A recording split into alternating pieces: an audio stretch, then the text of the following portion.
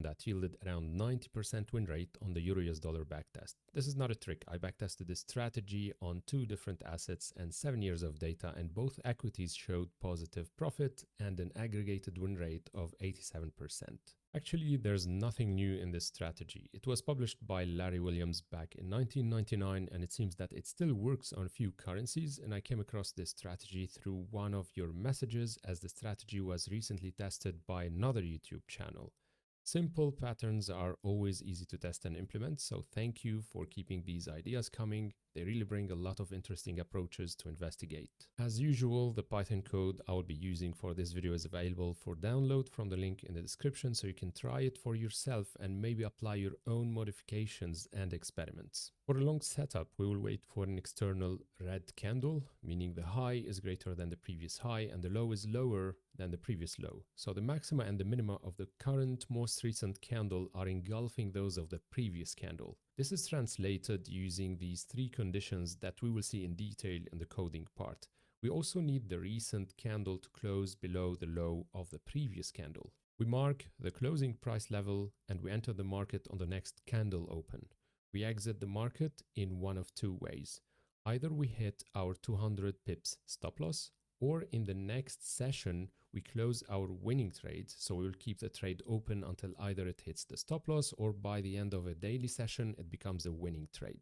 There are other variations of the same pattern on how to enter the market. For example, we can wait for the price to break above the recent high before entering the market. We will leave these for another video. I will just stick with what we have explained so far, but just to tell you that you might see similar strategies with small tweaks in order to improve the outcome. For a short setup, we will just consider symmetrical conditions. So whenever we have a green external candle with wide high and low levels and a closing price above the high of the previous candle, we set our entry level for the next session and we use a 200 pips stop loss waiting for a bearish market to close our short trade with profit. Okay, now let's code this in Python and backtest this strategy to see how it performs on historical data.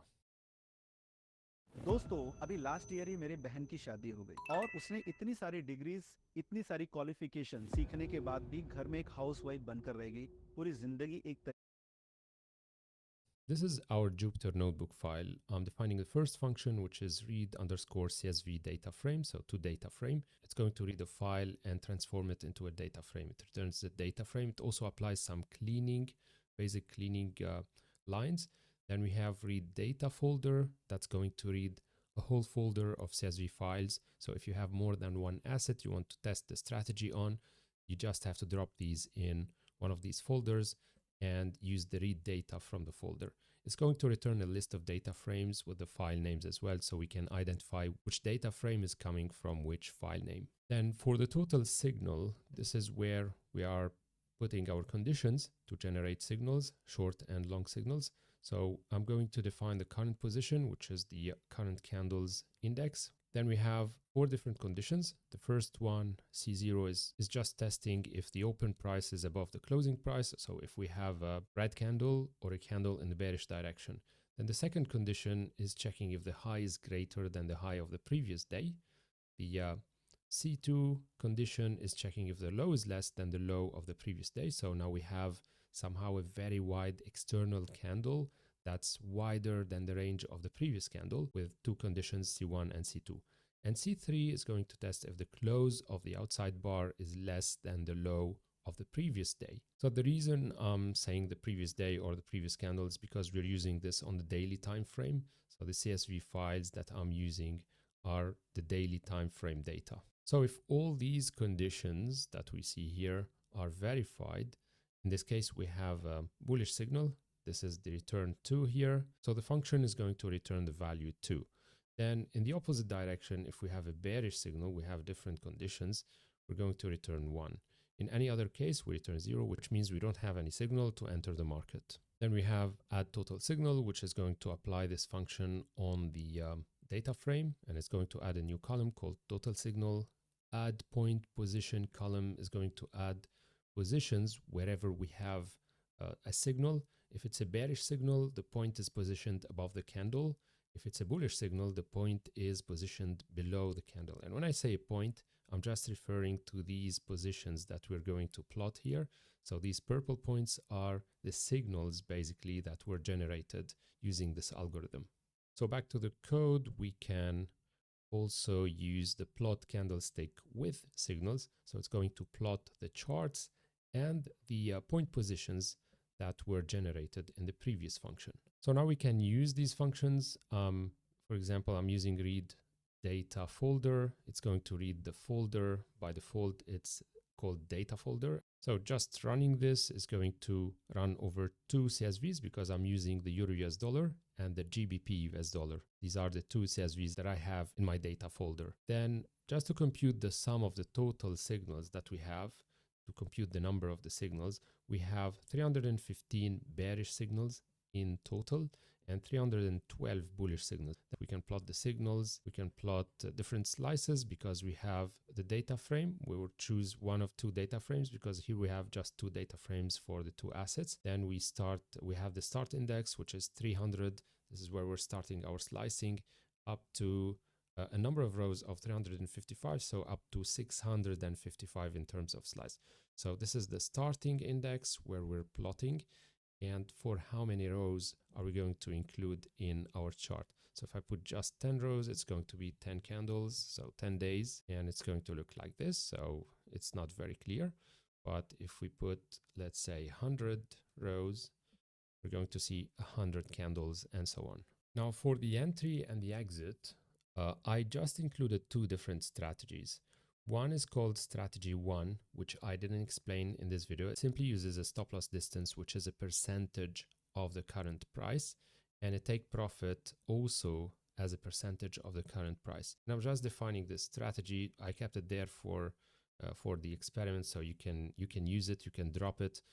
We didn't go through it. It's simply something that I've added to the strategy, but it works well. Actually, we will test it in a while, and we can also optimize these parameters, so the percentage of the stop loss distance and the take profit distance as well.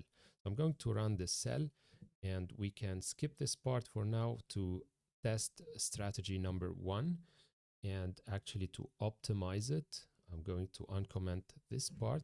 Going to optimize it on all the data frames, all the assets. I'm going to comment this line, and I'm going to show you the potential that this indicator has. Now, why am I saying the potential? Because we're optimizing the strategy on two assets, and for each of these assets, we have the optimal stop loss percentage and take profit percentage providing the maximum return.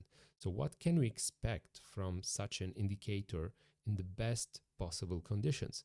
This is what we're going to compute now.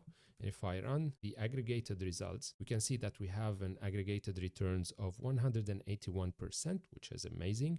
Number of trades is 56, and the maximum drawdown is just minus 12%, and an average drawdown of minus 1.22%.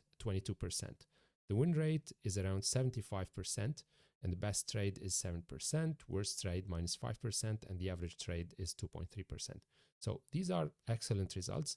Just don't forget that we're talking about optimized results. So we optimized for each asset what would be the best possible stop loss and take profit percentage to have the maximum returns. I'll not spend a lot of time on this part of the strategy because this is not what we focused our video on. I'll just leave it here for you. You can experiment on it if you are interested.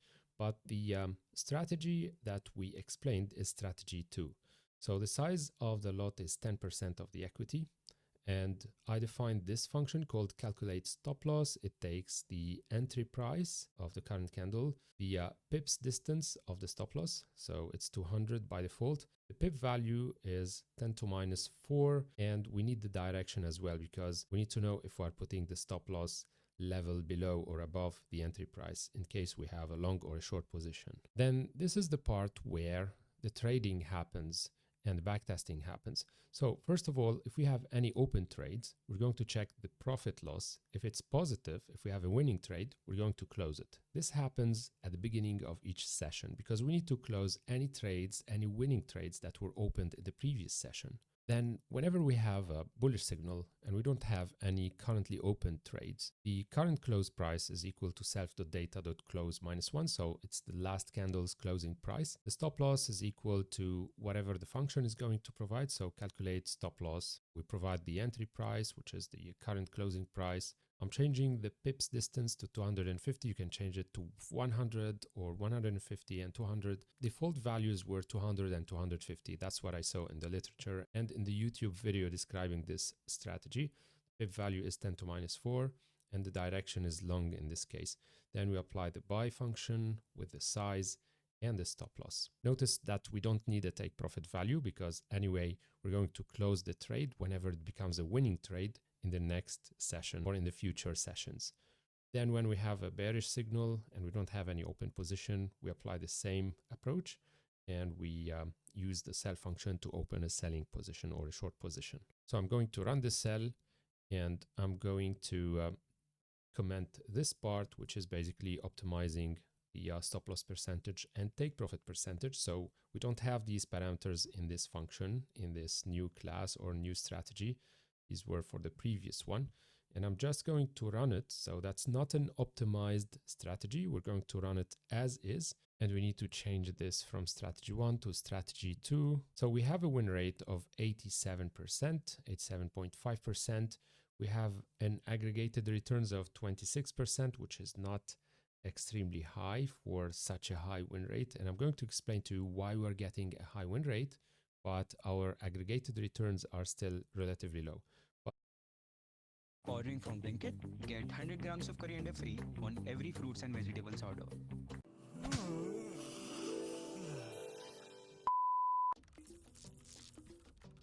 ए भाई आज घर नहीं जाना? But the maximum drawdown is minus 11% and an average drawdown of minus 1.2%. This is acceptable. It's good. So we can actually plot the equity curves of the assets we are trading. And we can see that at the beginning, we had really good time. So if you aggregate these two curves until this point here, the index 1500, it's going to provide you an excellent set of results. But then we have one of these two, I think it's the Euro-US dollar, went down actually. It wasn't, the strategy wasn't working anymore on this pair. And it was actually covered up by a spike with the GBP US dollar. So it kind of compensates. So all in all, we have 12% in returns and 14% in returns between the Euro-US dollar and the GBP. Then we have access to the results for each of these two assets. So if you go to results 0, for example, the first element, we can get the results for Euro-US dollar, and that's 12%. The buy and hold returns is minus 5%. The maximum drawdown minus 11, average drawdown minus 1%, and so on. So we have a win rate of 90%. That's on the Euro-US dollar. And if we try it for the GBP, let's run this. So we have a win rate of 84.5%. and the returns of around 14% and so on. Now, the most important thing I want to highlight in this strategy is that we have a high win rate. We have an extremely high win rate, but we're not very impressed by the returns. Remember that these are results on the daily time frame, and we are closing any winning trade immediately on the next day. At the beginning of any day, we're closing those trades. And it could be that at some point, these trades didn't have the chance to be opened long enough to provide greater returns. So at the same time, this is where the high win rate is coming from. Because if every time you have a winning trade, you're going to close it, that's a very high win rate. However, how much you are winning per trade is not going to be very impressive. And this is what we're seeing here. So in brief, the 200 pips stop loss distance that we have introduced in this strategy is way larger than the take profit distance practically that we're using. So we're not really using a take profit distance, but we're actually closing the trades very quickly. And this is as if we were using a very narrow take profit distance. This is why we have a very high win rate, but nothing impressive related to the aggregated returns. Remember that this is the daily time frame and we're using data from 2017 up to 2024. So that's 7 years of data. So whatever you are seeing here as returns, it's over 7 years of data. It's not much. The win rate is impressive. The aggregated returns are not very impressive though. But I would still give some credit to the simplicity of this strategy, and honestly, it's still achieving relatively safe results with very limited drawdown percentage, even though I did add a small commission part in the backtest to account for minimal trading fees. And that's all I had to tell you for this one. Thank you for staying that long. Until our next one, trade safe and see you.